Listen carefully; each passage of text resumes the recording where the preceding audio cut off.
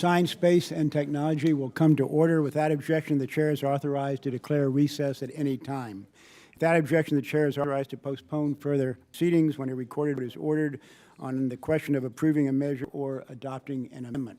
What I'd like to do now is to recognize our new members, and then we'll proceed with business after that.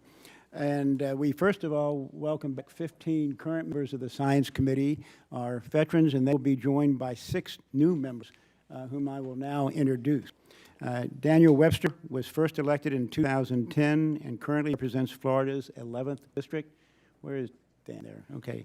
Before Congress, he served as the Speaker of Florida House of Representatives and as Majority Leader in the Florida Senate. His engineering degree from the Georgia Institute of Technology demonstrates a long-standing interest in much of the committee's work. Jim Banks represents Indiana's 3rd district. He previously served in the Indiana State Senate and took a leave of absence in 2014 and 2015 to deploy to Afghanistan. He continues to serve as a lieutenant in the Navy Reserve. We look forward to his participation in the committee, particularly as Vice Chairman of the Environment Committee. Andy Biggs represents Arizona's 5th District. He previously served in the Arizona State House of Representatives and the State Senate, including being the Arizona Senate President. He holds a J.D. from the University of Arizona, and he will serve as the Chairman of the Environment Subcommittee. Dr. Roger Marshall represents Kansas's 1st District. He is an OBGYN who has delivered over 5,000 babies. Dr. Marshall earned his undergraduate degree in biochemistry from Kansas State University before graduating from the University of Kansas School of Medicine. He also served as a captain in the Army Reserve. We look forward to having Dr. Marshall contribute to the Oversight Subcommittee as Vice Chairman. Dr. Neil Dunn represents Florida's, I don't know if Neil is here, don't think so. I might say we know of 4 other committees who are meeting right now, and there are some individuals going back and forth, I think, on both sides. But I'll introduce him in his absence. Dr. Neil Dunn represents Florida's 2nd District. Following his graduation from George Washington University Medical School, Dr. Dunn served in the United States Army for over 10 years. He is an active member of the Board of Space Florida, and we welcome him to the committee. Our 6th and new member is Captain Clay Higgins, who represents Louisiana's 3rd District. Captain Higgins' career in law enforcement includes being both an Army and civilian police officer, as well as a deputy sheriff. His district includes the University of Louisiana at Lafayette, which offered the nation's first Masters of Science program in computer science. We welcome his contributions to the committee, though we hope he won't need to employ his law enforcement techniques. He did say he was the front line if anybody comes in the door for the wrong reasons. Quick summary of our 6 new members on our side. We have 4 military veterans, 2 medical doctors, and 2 Floridians. And now I'll recognize the ranking member, Eddie Bernice Johnson, for purposes of introducing her new members. Thank you very much, Mr. Chairman. Before I go further into my statement, I want to express my appreciation and thanks to you for agreeing to move the committee's organizational meeting until today so that we could attempt to finish filling our Democratic roster. I want to welcome all of the returning members and new members of the committee on both sides of the aisle, and on the Democratic side, we have a new member from the 115th Congress, Ms. Jackie Rosen. She hadn't come in yet. From the 3rd District of Nevada, Ms. Rosen has a background in computer programming and software development, and I'm looking forward to bringing her expertise to bear in this committee. Our new returning members, Mr. McNerney of California, Mr. Perlmutter of Colorado, Mr. Tunko of New York, Dr. Foster of Illinois, Mr. Takano of California, and 2 very new members, Ms. Hanabusa of Hawaii and Mr. Chris of Florida. Thank you. Thank you, Ms. Johnson. Appreciate your recognizing your new members. As I understand, most of those new members will be ratified at noon today, so we'll welcome them officially after that. Pursuant to notice, the committee meets to organize for the 115th Congress, and today I hope we will adopt committee rules for the 115th Congress and adopt the committee's authorization and oversight plan for the 115th Congress. Our first item of business is the adoption of the committee rules, and the clerk will designate the rules. Rules for the Committee on Science, Space, and Technology for the 115th Congress. Rule 1, General, Subsection A, Application of the Rules. Okay, without objection, the committee rules will be considered as read, open for amendment at any point. All members should have a copy of these rules. They were distributed last week, and they're also on your desk right now. And I'll recognize myself for an opening statement. The proposed Science Committee rules for the 150th Congress are nearly identical to rules that the committee approved in the 114th Congress. 4 minor changes were made to ensure that our rules conform with committee practice and with House rules. The committee rules are designed to be consistent with House rules, and they fully preserve the rights of the minority. These rules will allow the committee to continue to operate in an effective and efficient manner. As we saw in the news over the weekend, a former NOAA scientist has confirmed the falsifying of climate data at NOAA. This is why subpoenas issued by the Science Committee can be powerful tools for uncovering the truth. These rules provide a strong but fair framework for the committee's work in the new Congress.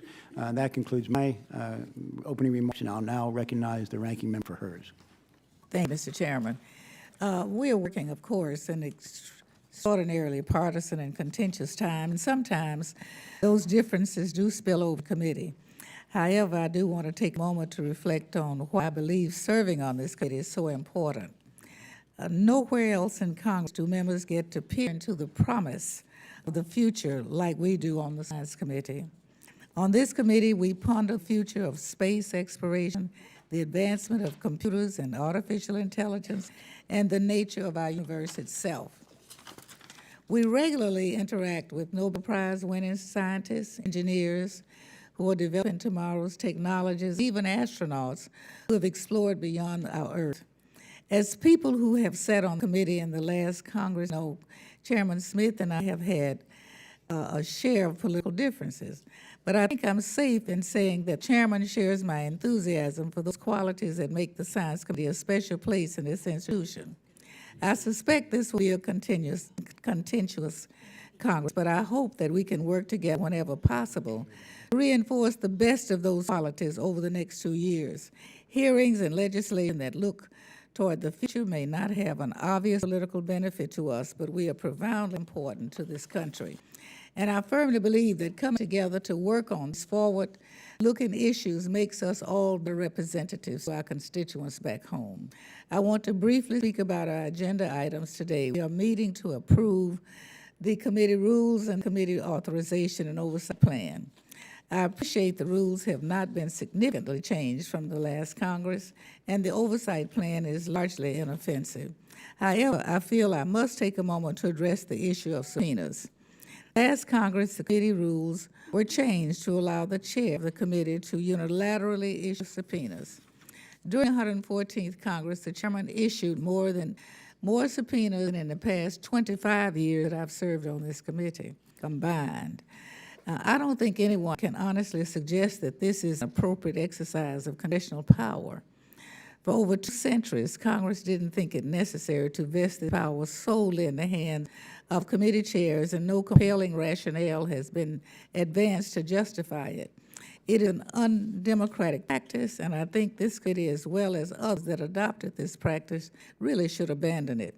However, I can count, and as we have no chance to pass any amendment changing this portion of the rules, I am not offering any amendments today. I've made my objections known both today and over the past 2 years, and people can be sure that I will continue to voice any objections that we have in practice whenever we think it has been abused. With that, once again, let me say to all of my colleagues that I'm looking forward to working with you in this Congress. We're going to let these rules go. I yield back. Thank you, Ms. Johnson. I appreciate your comments, and let me reassure you on 2 counts. First of all, I suspect there will be a lot fewer subpoenas in this Congress than in the last. And second of all, I think it's a credit to you and to all of us that the great majority of bills that passed on the House floor were, in fact, bipartisan bills in the last Congress. I hope that that working relationship will continue. Since there are no amendments, I move that the Committee on Science, Space, and Technology adopt the rules of the committee as proposed. Those in favor signify by saying aye. Aye. All those opposed, no. Opinion of the chair, the ayes have, and the committee rules are adopted.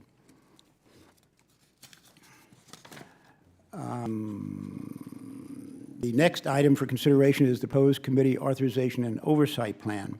Under House rules, the committee must meet in open session and adopt the plan before February 15th. The committee's oversight jurisdiction is broad. The proposed authorization and oversight plan does not limit the committee's work, nor does it obligate the committee to conduct oversight on every subject it mentions. If no members wish to be recognized, the question is on the approval of the committee oversight plan as posed. All those in favor say aye. All those opposed say nay. In the opinion of the chair, the ayes have it, and the oversight plan is approved. I ask unanimous consent that the committee staff be authorized to make technical conforming changes to the rule and oversight plan adopted by the committee for the duration of the 115th Congress, and without objection, so ordered. That concludes our business for the time being. Thank all members of the committee for their presence today, and would remind you that at 11 o'clock this morning, in 40 minutes, we have our first hearing of the year as well, and I hope members will return for that hearing. Thank you all for being here.